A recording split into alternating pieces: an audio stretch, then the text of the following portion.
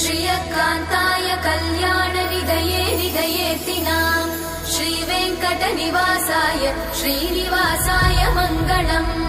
लक्ष्मी सविभ्रमालोकसुभ्रूविभ्रमचक्षुषे चक्षुषे सर्वलोकानां वेङ्कटेशाय मङ्गलम्। श्रीवेङ्कटाद्रिशृङ्गाग्रमङ्गलाभरणाङ्ग्रये मङ्गलानां निवासाय श्रीनिवासाय मङ्गलम्।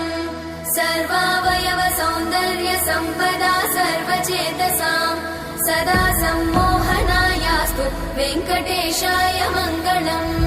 नित्याय निरवध्याय सत्यानन्दचिदात्मने सर्वान्तरात्मने श्रीमद् वेङ्कटेशाय मङ्गलम्।